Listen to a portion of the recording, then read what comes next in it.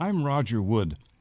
I'm speaking with Timothy Egan, a two-term state legislator in New Hampshire and strong supporter of legalizing cannabis in New Hampshire.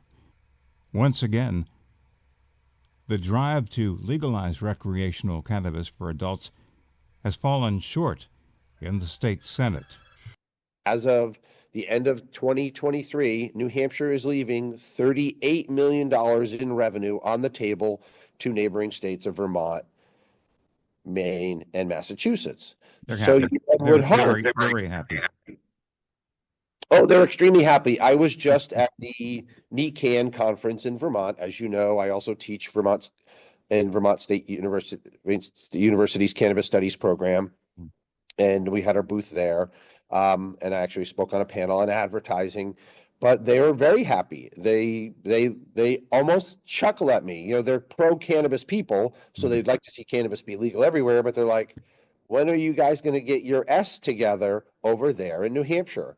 And I make this little triangle with my fingers, and I say, yes, there seems to be the island of prohibition that exists in New England, and therefore our economy is getting taken advantage of.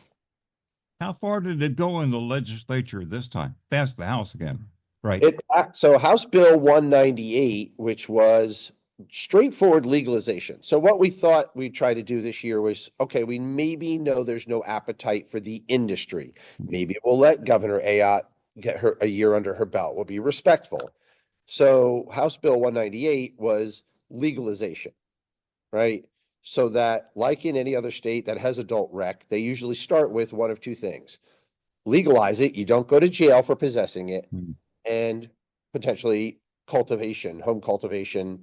What we tried to do in New Hampshire was legalize it. You wouldn't go to jail for it because right now it's, quote, decriminalized. You get a ticket if it's up to 3/4 of an ounce. But what if you have more than 3/4 of an ounce, right? So it would become a felony. So we tried to do away with that. That bill passed the House overwhelmingly, came to the Senate, and it was tabled 12-10. Gone for this session, Tim. Gone for this session. So while pro-cannabis Republicans number the highest number that we've seen in a while, 6 or 7, they still didn't want to move on it. My impression is that they didn't really want to fight with the governor over this. I was going to say, yeah. Is it the governor's opposition and law enforcement teaming up against cannabis? Exactly. I think because the governor is the former attorney general, she has very strong relationships with law enforcement. They were very much behind her campaign support that got her elected governor. I think you tie that in as well with the current mindset of the Trump administration being very law enforcement oriented around fentanyl and the border. And so, there's still this misconception that, fentanyl is tied to cannabis. It's not. If anything, legalizing it gets cannabis out of the van of illegal drug dealers who are shipping fentanyl and heroin and meth. So there's still that preconceived notion that cannabis is a bad drug. So the last point I'll make on this is that, Republicans are sort of hopefully keeping their powder dry to see, is there an opportunity to explore it next year? Not because I want the state to do poorly, but if senators are smart, and they are, they're reading the tea leaves. Less federal funding coming to the state. They spent the last 6 years as Republicans reducing all of the tax revenue, business profit tax, business enterprise tax, eliminating the interest and dividend tax. Revenue is going to go away. The state's going to be struggling, and new revenue has to come from somewhere. So my hope is that they're thinking, oh, maybe this is something that we'll need to do or have to do.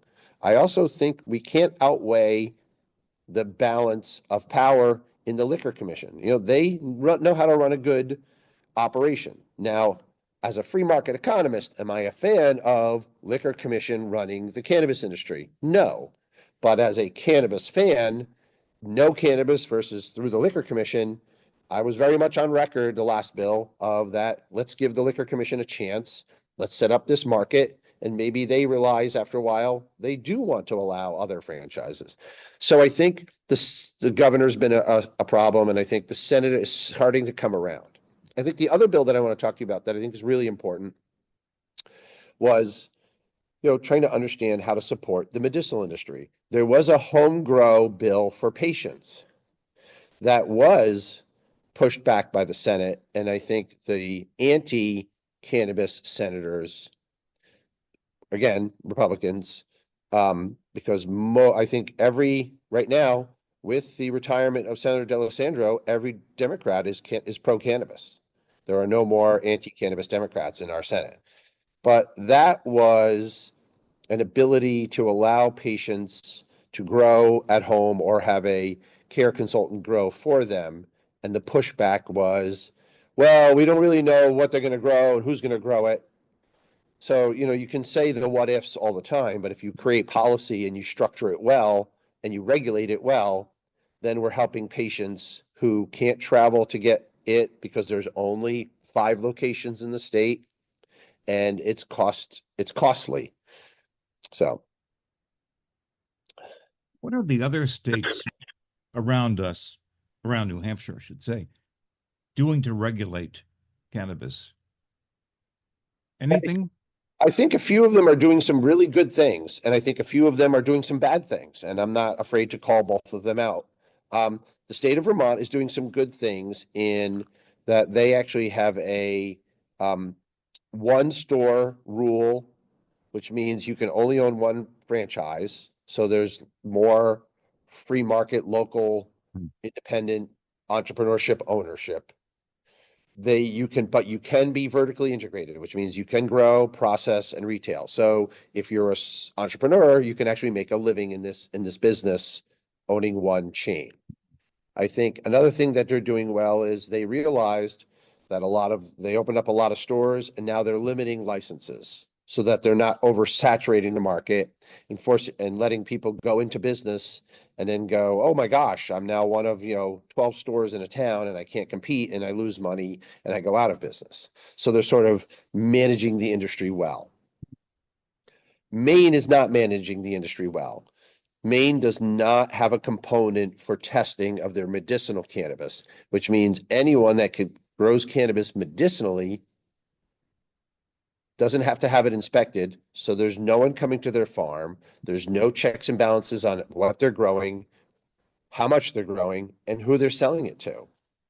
And there has been complaints about cannabis being grown on medicinal farms and having it walk out the back door and being sold on the black market. So being grown legally and then sold illegally.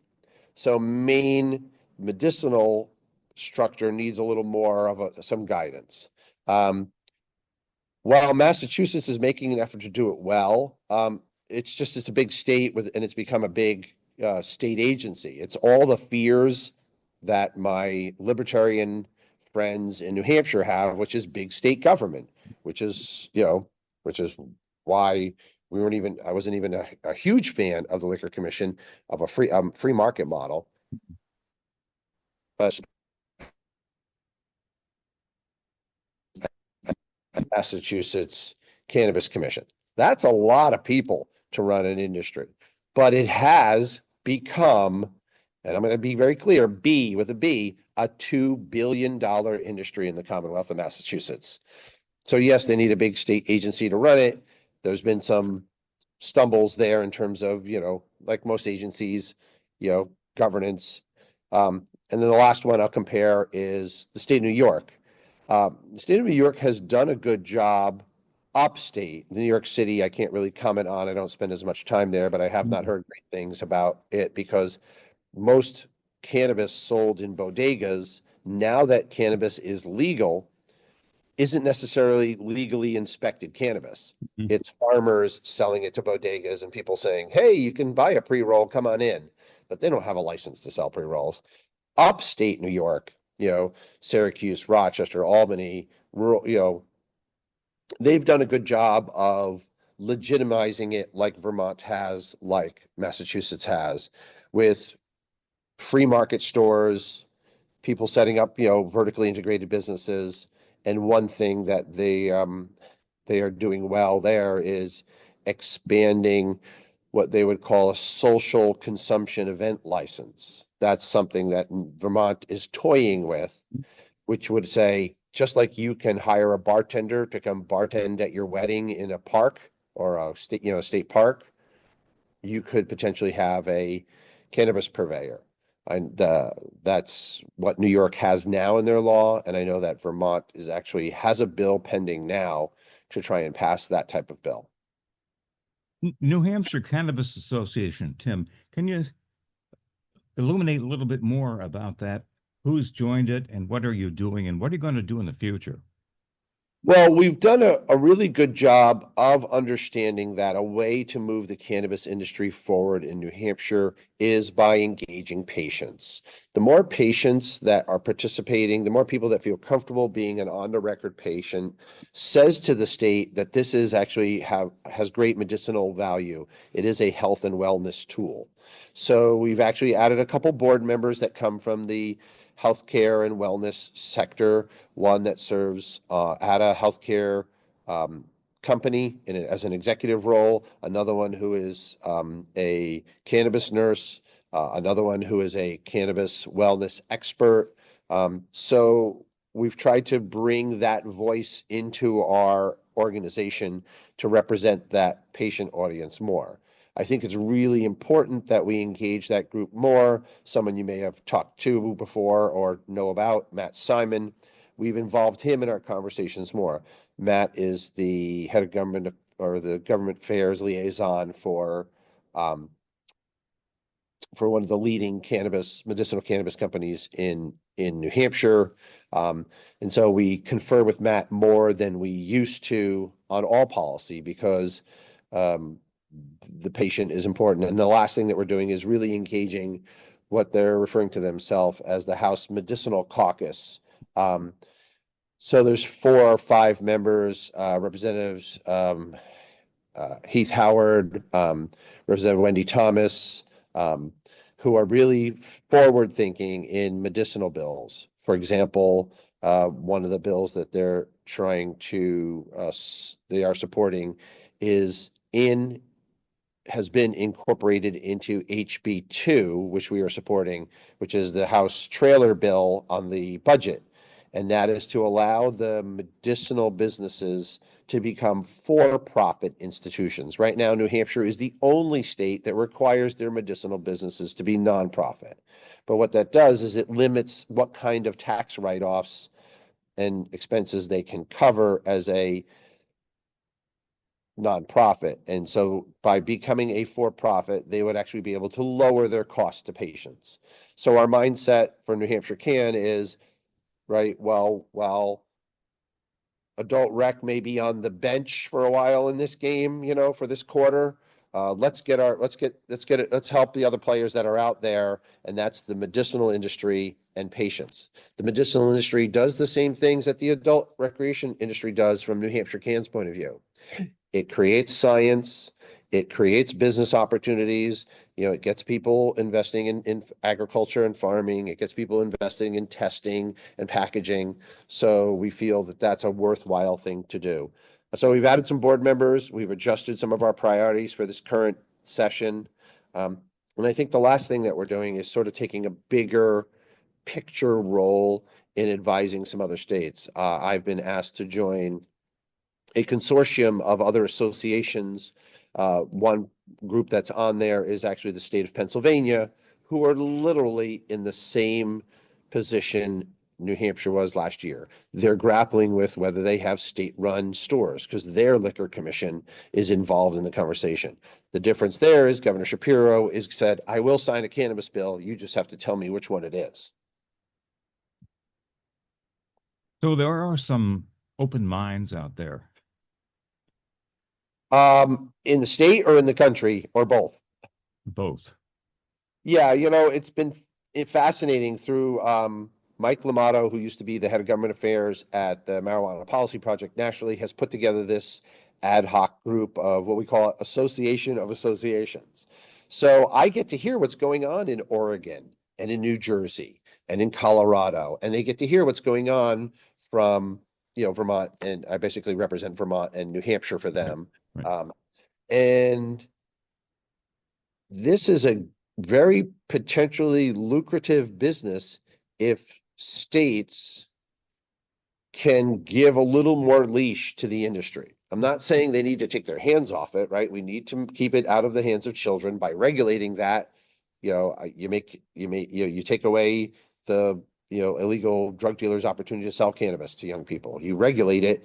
Every state, I think you and I probably you throw this statistic at you every time we talk. Every state that's legalized cannabis has seen underage use go down. So that's a prevailing theme, that the industry can grow more as an industry, helping patients and adults if states lengthen their leash a bit. A good example is the panel that I spoke, moderated at NECAN in Vermont just this last weekend, was about traditional and digital advertising and how to work within a rigid market. Vermont is known to have some of the most difficult advertising laws. So, compare that back to the state. I think what was good about the Liquor Commission being involved in that last bill was there were some very clear guidelines about advertising. There was no nebulous guidelines like there are in Vermont. So businesses would have been known what they can do and what they can't do, and what is their responsibility and what is the state's responsibility. So I think nationally,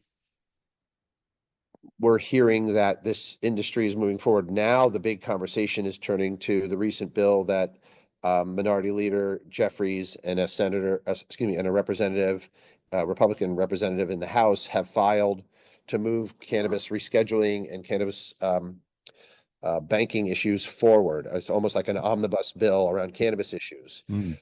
What no one, I think, ever surprised, and you know me now for a while, so to see this sentence come out of my mouth, you may laugh, like, here's Donald Trump telling me he was in favor of cannabis in Florida. Do we actually have a more pro-cannabis president than a Democrat?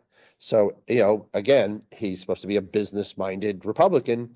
Is this now an opportunity for the industry to say, hey, Mr. President, this is an industry that is in the country, that we can be creating farming again. We can create American jobs again.